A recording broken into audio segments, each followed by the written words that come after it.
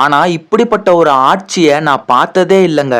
August 1ஆம் தேதியிலிருந்து இப்ப வரைக்கும் கிட்டத்தட்ட 10 நாளைக்கு மேல தூய்மை பணியாளர்கள் போராட்டத்துல ஈடுபட்டு இருக்காங்க. எதுக்கு இந்த போராட்டம்னா, கவர்மெண்டே தூய்மை பணியாளருடைய வேலையை தனியாருடைய கண்ட்ரோல்ல கொடுத்திருக்காங்க. தனியார் கண்ட்ரோலுக்கு போனதுனால 25,000 சம்பளம் வாங்கிட்டு இருந்த அத்தனை பேருக்கும் 15,000 குறைக்கப்பட்டிருக்கு. முதலமைச்சர் ஸ்டாலின் எதிர்கட்சி தலைவரா இருக்கும்போது நான் ஆட்சிக்கு வந்த தூய்மை பணியாளர்களுக்கு பணி நிரந்தரம் பண்ணி தருவேன்னு சொல்லிட்டு இப்போ பணி நிரந்தரம் பண்ணாம தனியார் கிட்ட ஒப்படைச்சிருக்காரு. இத பத்தி மேயர் பிரியா அவர்கள் என்ன சொல்றாங்கன்னு பாருங்க.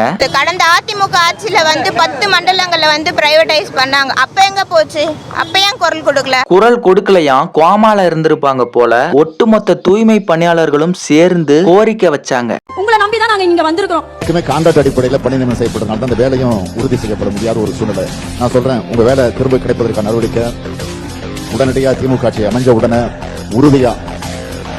எதிர்கட்சி தலைவரா இருக்கும்போது இந்த மாதிரி ஒரு வாக்குறுதியை கொடுத்துட்டு இப்போ தனியாருக்கு கான்ட்ராக்ட் கொடுத்துட்டாரு. சரி, அதை விட்டுருங்க. மேயர் பிரியா என்ன சொல்றாங்கன்னு கேளுங்க.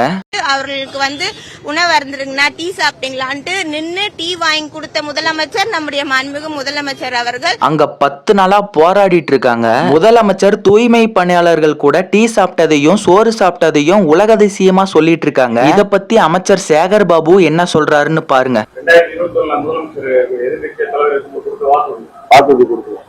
வாக்குறுதி கொடுக்கலையாம். ஓட்டு கேட்கும் போது மட்டும் எல்லாரும் பணிவா ஓட்டு கேக்குறாங்க. ஆனா ஜெயிச்சதுக்கு அப்புறம் சொன்ன வாக்குறுதியை பண்ண சொல்லி கேட்டா திமிரா நடந்துக்கிறாங்க.